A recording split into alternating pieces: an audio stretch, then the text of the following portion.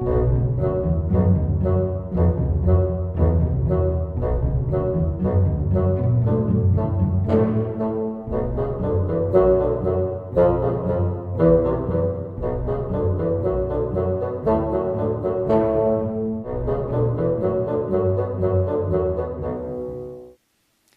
evening. Today, our fellow citizens, our way of life, our very freedom came under attack in a series of deliberate and deadly terrorist acts.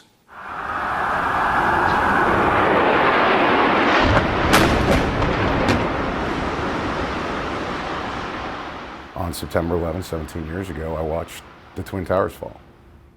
I realized right then and there that I was going to go back into the military, in part because the military gave me everything I had at that point.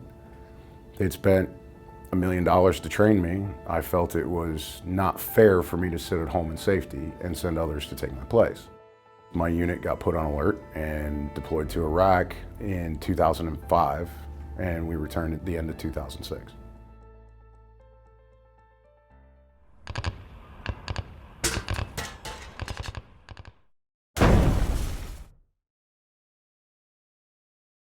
My time there can best be described as chaotic.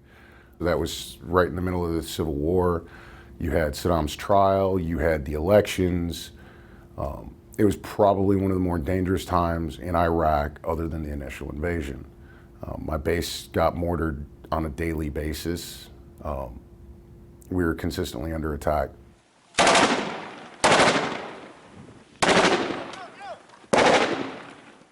Things like hypervigilance and super awareness and things like that save your life in Iraq and Afghanistan.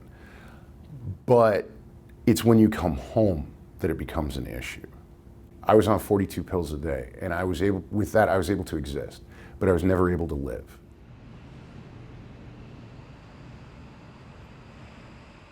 I had probably the worst homecoming you could have. My now ex-wife moved in with another guy 2 weeks before I came home. No one met the airplane. Went to my house, it was empty. Christmas Eve, didn't have anything to do. So rather than sit in my house alone, I went to a bar here in Raleigh and started drinking. And then midnight hit, and I heard the church bells for midnight mass at Sacred Heart Catholic Church. And I realized that's where I needed to be, not getting hammered in a bar. And I went to walk into midnight mass, and they said, "We're full." I said, "Please, I'll stand in the back. Just let me in." I just got back from Iraq. They said, "Fire marshal says no, come back in the morning." So I walked a few blocks to the War Memorial on the Capitol grounds, and I sat there because I'd gone there every Memorial Day. And spent about an hour coming up with the best way to kill myself. So I went home, and I drank a bottle of vodka, and I loaded a Beretta 9mm, and I put it to my temple, and I pulled the trigger. And the most peace I've ever felt was that microsecond that hammer fell. And I can vividly remember every bit of it. Time slows down. I can remember the hammer falling. I can remember the click as it hit the firing pin. I remember hearing the round go off, and then nothing. The round malfunction. So I said, well, that didn't work. And at that point, I just kept drinking until I passed out. That was the first of 5. Posttraumatisch stresssyndroom is een stoornis waarbij na een blootstelling aan een traumatische beleving of een schokkende gebeurtenis, waarbij dan een vorm van acute stress overgaat in een chronische stress. Waarbij dat voor de patiënt op lange termijn heel grote gevolgen heeft en heel dysfunctionerend is binnen zijn dagdagelijks leven. Waar mensen het meest onder lijden is eigenlijk de nachtmerries. Dat is een beetje een hallmark-symptoom, het kernsymptoom van de posttraumatische stressstoornis. Wat uitputtend is, omdat je 's nachts wakker wordt, meent dat het trauma zich weer aan het opnieuw voordoen is. En dat het soms tot een paar uur kan duren voordat je weer die rust gevonden hebt en je slaap weer kan herpakken. Wat een spillover heeft naar de volgende dag omdat je dan niet uitgerust bent, nou keer op keer, kun je je voorstellen dat dat een slijtageslag geeft op het lichaam. Dat het lichaam eigenlijk nooit meer in zijn natuurlijk herstel kan komen. En steeds in een soort van, ja, we noemen dat wel eens een standje oorlog staat. In een soort van hyperdrive staat. En allerlei autonome functies die ook niet meer dat kunnen doen, maar steeds maar daar blijven staan. Nou, dat slurpt energie. The best way to explain PTSD to somebody who doesn't have PTSD is we've all had that moment in our life.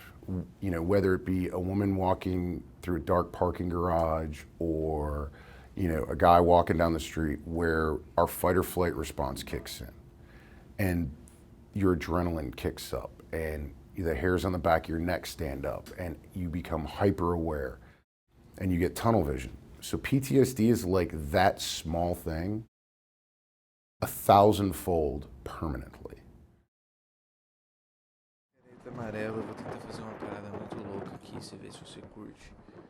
I remember being in line at the store and going into my wallet to get the money, and because my hands were so bad and I couldn't really open my purse and I couldn't really stand up so well, so I had to like hold on the counter and then I had to like let go to go in my purse. And, you know, and I'm 53 years old at the time this has happened. I'm not like 75 years old or anything like that. This is brand new to me. And I can hear the people behind me just going like, oh, and, you know, and I can hear that. And I remember just kind of yanking my wig off my head. And I did it a couple of times. I remember yanking my wig off my head and being like, just back off. Just, you know, because there's this weird thing that happens where you have to start acting like you're sick or you get no respect.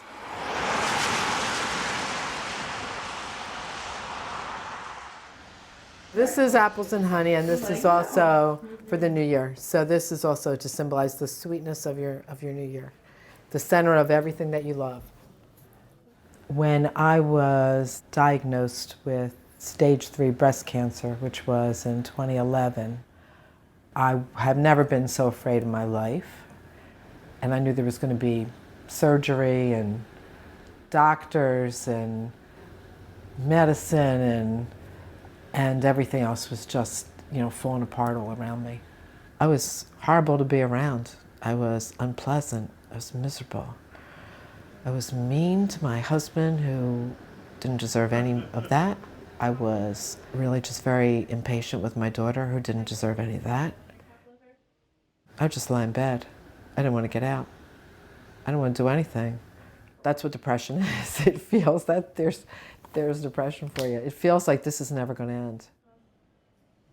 Depressie is een stemmingstoornis waarbij er toch minstens 2 weken moet sprake zijn van 3 clusters van klachten. Dat gaat in eerste instantie over emotionele klachten, een gebrek aan interesse, geen plezier meer kunnen hebben, een soort van apathie. En daarnaast ook een neerslachtige stemming, mensen die zich heel triestig voelen. Tweede cluster, dat zijn vooral de lichamelijke klachten. Dat gaat over eetlust die gedaald of gestegen kan zijn, slaapproblemen of net te veel slapen. En als derde cluster zijn de cognitieve klachten. Heel vaak geheugenstoornissen, moeilijk beslissingen kunnen nemen, besluiteloosheid.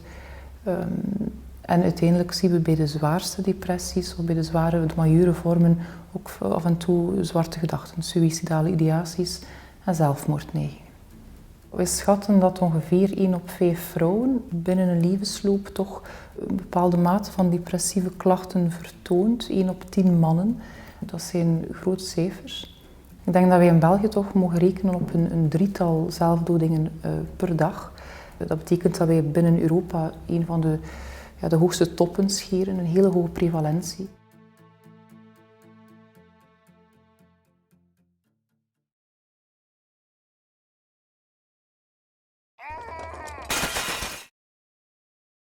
Momenteel is het zo dat in België er wel heel veel mensen kampen met een of andere psychiatrische aandoening. We hebben daar bijvoorbeeld depressie, dat heel vaak voorkomt. We hebben ook het posttraumatische stresssyndroom, misschien minder goed gekend, maar toch ook wel een probleem. En de dag van vandaag worden er heel veel psychofarmaca voorgeschreven. Soms wel wat te veel, omdat er eigenlijk ook wel aangegeven is dat psychotherapie, waar mensen in een behandeling gaan bij een psycholoog, dus vaak te weinig wordt gebruikt. Dus momenteel is er een onevenwicht tussen heel veel psychofarmaca aan de ene kant en aan de andere kant te weinig psychotherapie. Dus in dat opzicht valt er aan de behandeling van deze aandoeningen toch nog wel wat onderzoek te doen en moeten we ook in ons eigen land nadenken over het veelvuldig gebruik van psychofarmaca.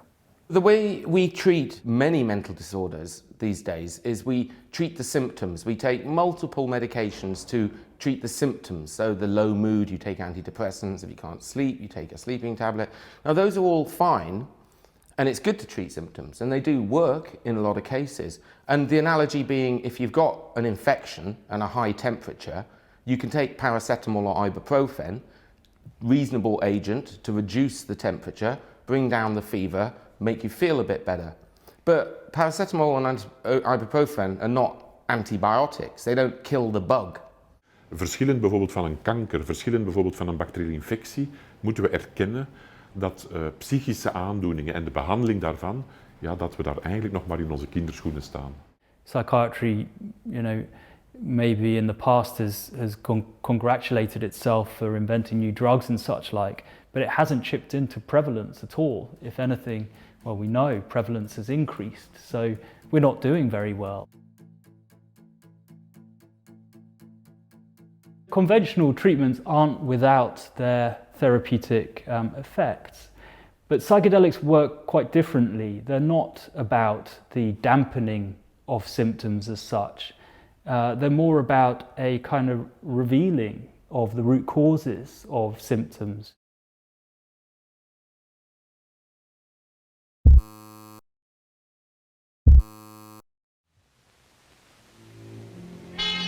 The word hallucination is defined as an apparent perception as by sight or hearing for which there is no real or external cause. From this word is derived the name given to a special group of drugs, the hallucinogens. Among these drugs, the hallucinogens, are included mescaline, a chemical taken from the peyote cactus, psilocybin, extracted from a variety of Mexican mushroom, DMT, synthesized from the compound tryptamine, and of course, LSD-25, a derivative of lysergic acid, and currently the best known of the hallucinogens. In the 1960s and 50s, when the research with psychedelics was really the first wave, and it was one of the most important areas of research in psychiatry, but then the psychedelics became used in more non-medical settings by the counterculture, and then there was this massive backlash. Then the government unfairly looked at the risk-benefit ratio and decided that the risks were so great that they blocked research for several decades. So this is like telling Galileo that he can't look through the telescope. In the 1950s and 60s, there already was promising research being conducted into the therapeutic potential of psychedelics. However, when the counterculture movement started to use the substances too recreationally, the government intervened. Unfortunately, they not only banned personal use, but also all scientific studies. Psychedelics were stigmatized and all research was blocked for several decades. From the 90s, there was a growing recognition, however, that the currently available treatments leave too many people still suffering. Scientific research was gradually allowed to resume, and the Psychedelic Renaissance became a fact. I think that one of the reasons why we have this Psychedelic Renaissance taking place is that there's a growing recognition in psychiatry that the currently available treatments leave too many people still suffering. There's really been a dramatic shift in the past decade on the basis of the evidence of the accelerating accumulation of data showing how large and profound these effects can be. We leven in een zeer fascinerende tijd waar men teruggrijpt naar recreatieve middelen die met ons brein iets doen, de drugs. Hè. En ik vind dat fascinerend om vast te stellen dat men nu tot het besef komt dat de lijn of de grens tussen iets dat je met een medische reden inneemt en dat we kennen als een geneesmiddel, en dan praten we over psychotroop werkende stoffen, gelijk antidepressiva, en iets dat we anderzijds kennen als je neemt het puur recreatief in, dat is de drug, hè, waar veel mensen zeggen nee, dat kan niet, dat mag niet, dat die grens tussen die twee echt flinterdun is. En in die zin ben ik er ook niet afkerig, of sta ik niet afkerig tegen een soort herbekijken van wat we altijd gebannen hebben als drugs. Als die effectief werken tegen depressie, zeg ik goed, groen licht voor mij. Als je kan aantonen dat je eerst, laten we zeggen, de klassieke beschikbare antidepressiva hebt uitgeprobeerd.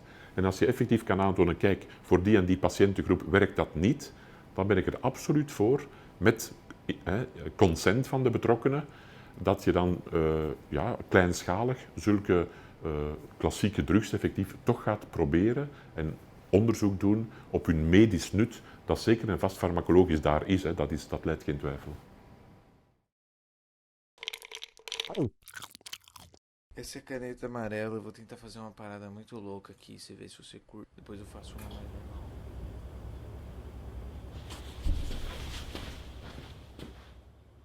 I was in normal therapy for pretty much the entire 8 years prior to the treatment. You ready to take your first capsule? Sure.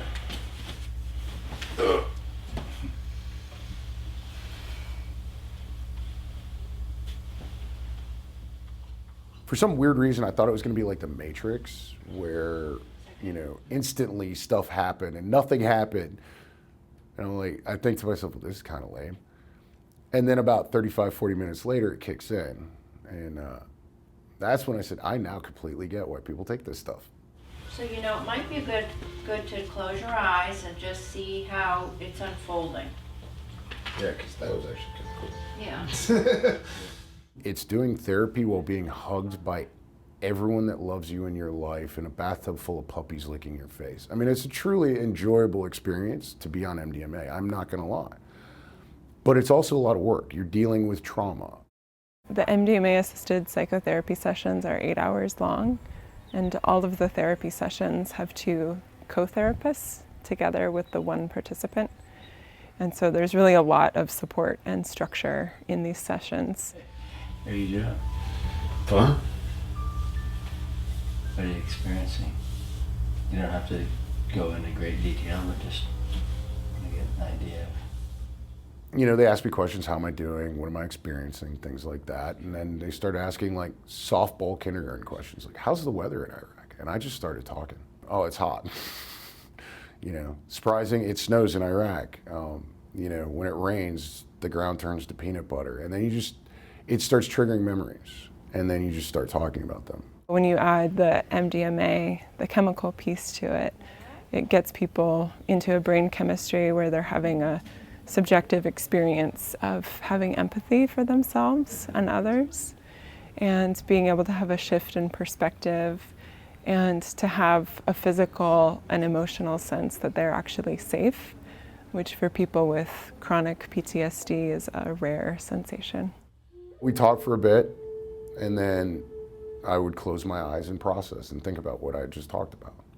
And honestly, it's very exhausting and draining. And so as things come up, normally what will happen is the participant will take the eye shades off and the headphones off and say, I'd like to talk to you about what just came up. So then you dialogue and you help them with that. Sometimes it's revisiting a particular trauma. People who experienced a traumatic event such as child abuse, rape, or war go to great lengths to avoid thinking about their trauma. This can result in alcoholism, drug addiction, and self-mutilation. Even during therapy sessions, it's hard to face their trauma. MDMA suppresses this flight response and enables them to safely and effectively discuss their repressed emotional memories. In this way, MDMA enables traumatized people to get to the root of their trauma together with their therapist. If you were to try to design a drug for post-traumatic stress disorder, MDMA would be very close to the ideal drug because of all the different things that it does. And so we felt, because of the controversial nature of MDMA, that we needed to work with the hardest patients. So we work with what are called treatment-resistant patients, patients who have moderate to severe PTSD that have tried other approaches, either medications or psychotherapy, and in many cases both, and they still have PTSD. Even if I'm 100% cured on everything, I will always view my life as being split into 3 distinct periods. Before I deployed, while I was overseas, and after I came home. Just because, I mean, and I know a lot of people will say like, oh, going to college changes you and shit like that, and there's a lot of things that will change you. Nothing changes you like combat. The MDMA is not the treatment, it's MDMA-assisted psychotherapy, and the emphasis is on the psychotherapy, that the MDMA helps be more productive, because MDMA reduces activity in the amygdala, the fear processing portion of the brain, so that people can recall traumatic experiences without being re-traumatized, and then can process them. MDMA therapy offers the opportunity to sit down with a therapist and go into your trauma in great detail, with the MDMA acting as a kind of protective agent to allow you to do that work. So it offers a really good therapeutic potential.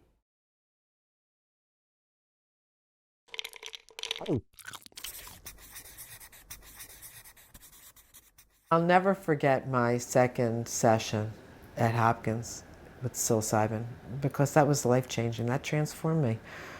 During my trip, I saw Jesus on the cross. I just confronted how much I really was attached to the struggle. That struggle always made me feel justified. I saw myself crawling. I saw myself crawling through deserts. I saw myself crawling through mud. I saw myself crawling behind people, crawling in crowds. When I saw Jesus, I really got that it was really me just thinking the suffering just really made me holy. Like, wow, that was huge. That was huge. What is so incredible is that the healing potential of this form of treatment comes from the memory of one experience of a few hours. It's not a drug you have to keep giving. People that suffer from a depression very often have negative thought patterns. This is because they keep on making the same destructive connections in their brain. How could a therapeutic session with psilocybin help? People have a psychedelic experience during which different parts of their brain work together, parts that normally don't communicate with one another. The brain actively becomes more flexible, less constricted, more open, which can lead to new insights. With the right music and the support of trained therapists, the patient can be guided into a positive direction, and the negative thought patterns can be broken. That trip was me peeling away every layer. That trip was me going so deep inside. It was me letting go of lots and lots of beliefs about myself, and letting go of the belief that, you know, there's like some kind of big prize at the end of your life for how hard it was. We've been looking at psilocybin, the psychedelic ingredient found in magic mushrooms. We've been giving it to patients with quite severe and quite treatment-resistant depression. We show 2 representations of brain communication patterns. On the left-hand side, we have a representation of the brain during normal baseline conditions, in this case a placebo condition. And you can see there are different colors, and they represent systems in the brain, like the visual system. And there are blobs within these communities, if you want, which represent regions in the brain. What's going on at baseline is most of the communication is going on within a system. So visual regions talk mostly with other visual regions. Now you look at the psychedelic brain and you see all this interesting crosstalk going on between the systems. The amount of connections is the same, but the distribution is really quite different. Yeah. Psychedelics just enable you to go deep inside and to not see things with the same eyes you've been looking at everything else in your life that's taken you to this very unhappy place. It's the perception. You need to look at something with new eyes, and that's what psychedelics does for people.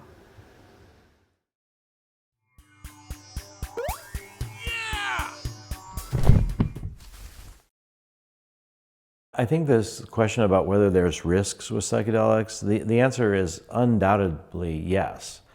Yes, there are risks involved in treating vulnerable people with very potent psychological tools.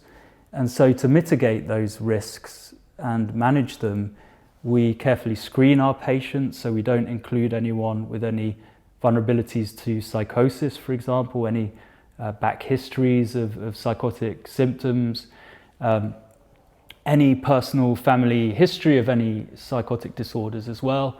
I think some of the main risks are that the emerging material that comes up under psychedelics, if there's not adequate therapeutic support, people can actually end up feeling worse off because they've been suppressing these feelings for a reason. They don't know that they can process it and handle it.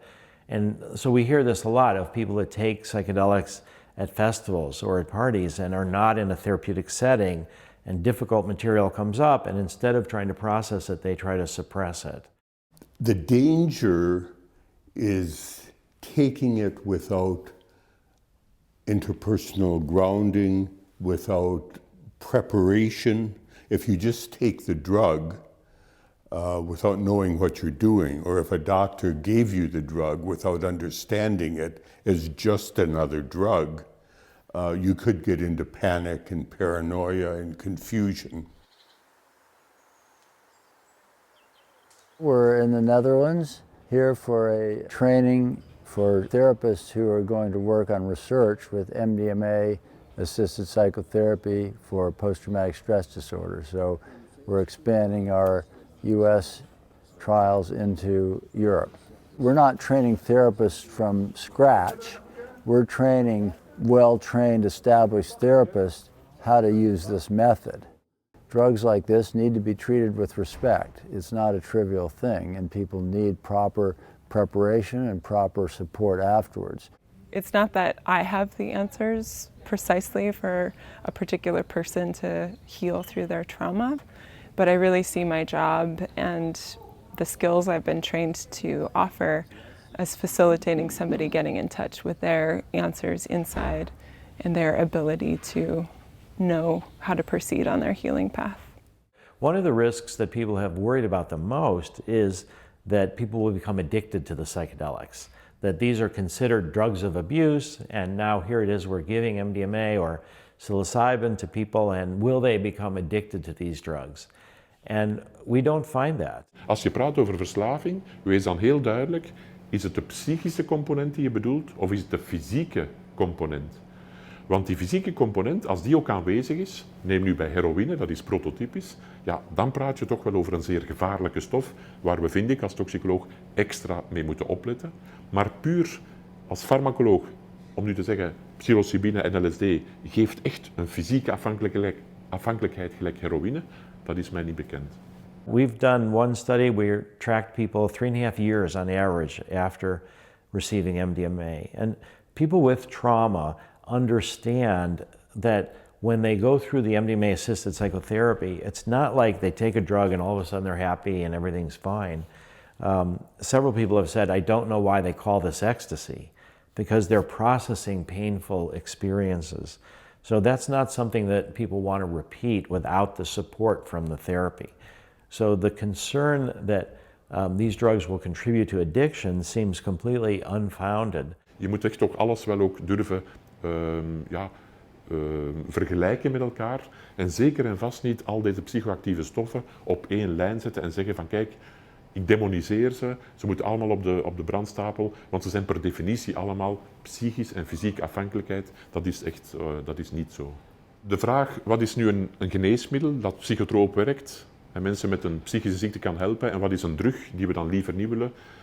Daar zeg ik, je moet kijken of dat er een ernstige reden is om iets in te nemen. Dus is er een medisch verantwoorde reden? Is die er? Dan zeg ik, kijk, dan is voor mij een drug niet noodzakelijk een drug, dan mag je dat perfect nemen. En laat mij het voorbeeld geven ook bijvoorbeeld van cocaïne en morfine. Dat zijn toch echt wel verslavende stoffen. Wel, als je die in een medisch kader ziet, voor cocaïne bijvoorbeeld bij een neus-, keel- en ooronderzoek, zelf de dag van vandaag is dat perfect legaal. Je moet een operatie ondergaan aan je polypen. De neus- en keel- en oorspecialist zal u een soort zonde geven met cocaïne om te verdoven. Niemand maakt daar eigenlijk problemen over, dat is gerechtvaardigd. In de pijnkliniek, in geriatrie, gebruikt men morfine. Niemand zal zeggen, ja maar dat mag toch niet? Nee, een zekere levenskwaliteit is onder bepaalde omstandigheden gerechtvaardigd. En toch is het morfine dat op zich heel verslavend is.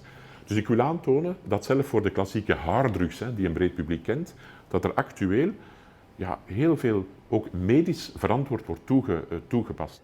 If it's approved, it will only be allowed to be administered directly to patients in a licensed clinic. So people couldn't go to the pharmacy and just get it, because we want to make sure that it's used wisely with proper support, and the therapists at the clinic have to have the proper training in how to use this medicine safely and effectively. So that's an important part of what we're trying to accomplish.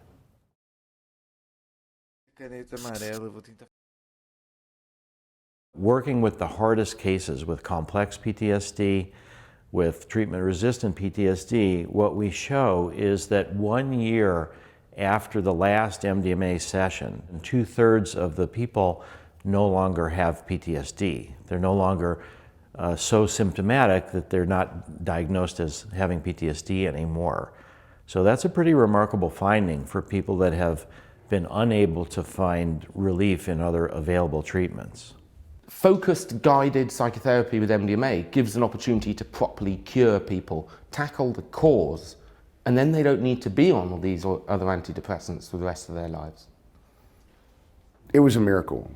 That's how it changed my life. I went from 8 years of torment and hell every second of every day to actually knowing that I'm going to be around tomorrow and enjoying the sunrise and having all the demons and ghosts go away. It's been 4 years since I had my last treatment. I am better now than I was when I finished my last treatment. Every day I get better. This is the lasting effect.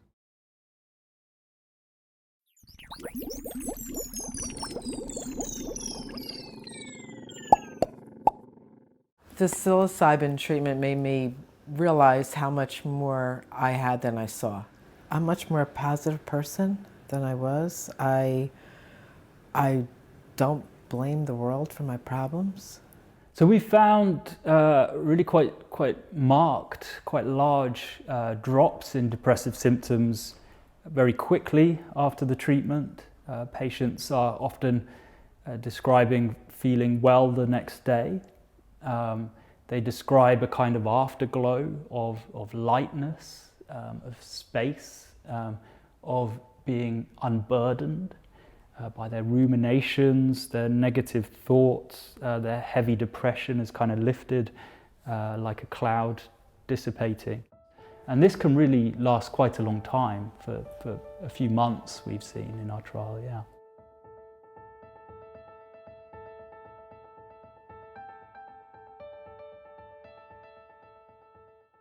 The results were extremely positive in terms of diminishing anxiety and depression, helping people facing end-of-life issues to live more fully.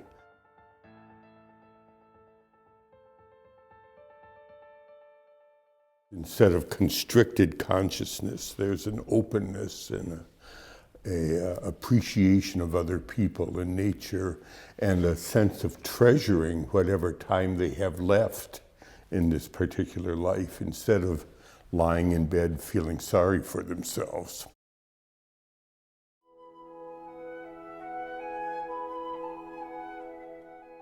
Als je met die mensen spreekt die studies hebben gedaan, ja, dan zeggen we, we hebben een prachtig middel in handen. Dat moet je niet achterhouden, dat moet je eigenlijk, ja, dat moet je inzetten. Dan doe je eigenlijk, iets fout als je niet meegaat met de beweging om dat middel goed verantwoord voor die doelgroep beschikbaar te stellen. This treatment is for my son. Because instead of him getting handed a folded flag at the age of 12 and not knowing why, he'll get my flag one day when he's old, after I've been able to see him fall in love and see him graduate high school, become a veterinarian, and you know, get married, have kids, and lead a happy, wonderful life. You know, then he will get my flag, as it should be for everyone. They actually expanded the pool by one for me to be able to participate, for which I am forever grateful, which is also why I feel like I got in before the door closed and my fellow veterans are left out in the cold.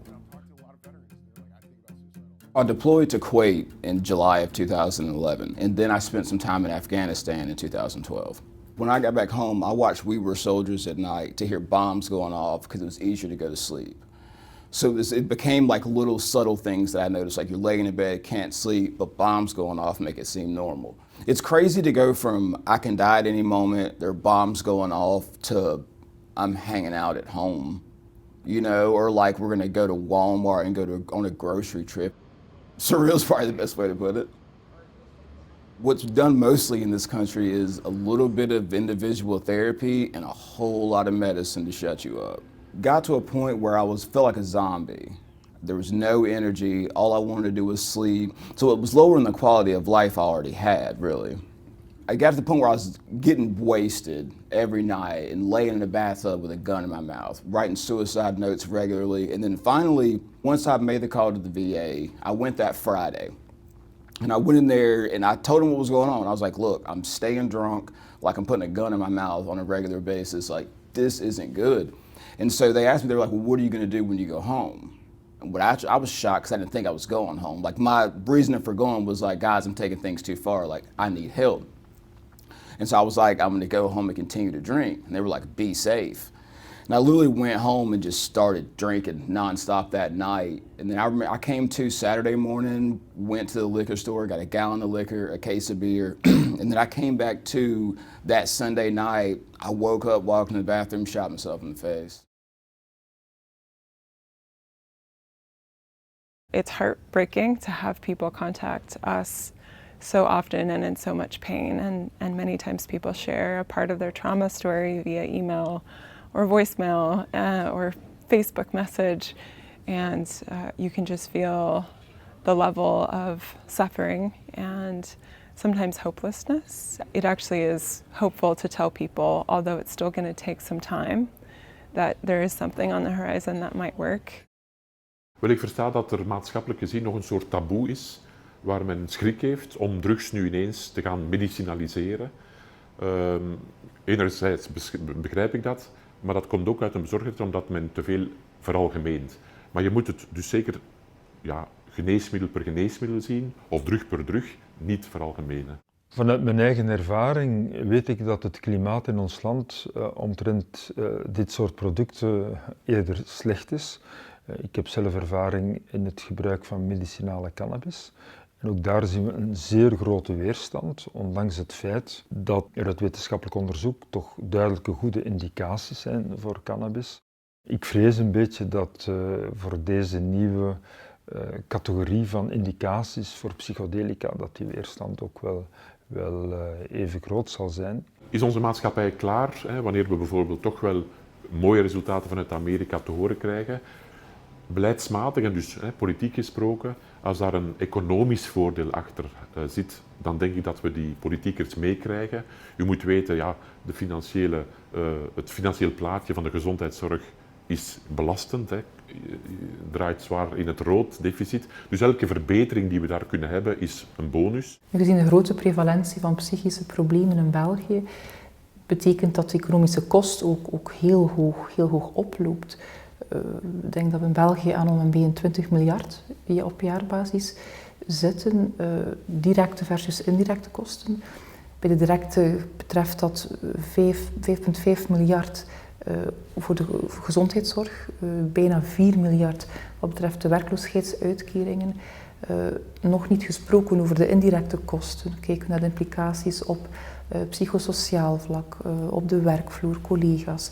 Dit alles in acht genomen, denk ik dat er zeker meer onderzoek moet gebeuren naar alle tools, alle aanpakstrategieën voor psychische problemen in België. Als zij kunnen aantonen, en ook een minister van Volksgezondheid overtuigen, dat dankzij zo'n nieuwe therapie nu een groep van bijvoorbeeld depressieve patiënten wel bereikt wordt, en als zij kunnen aantonen met de klassieke antidepressiva hebben ze minder succes of eigenlijk een kans op herval, ja, dan kan je ook wel een minister van Volksgezondheid puur medisch overtuigen om in dat verhaal mee te gaan.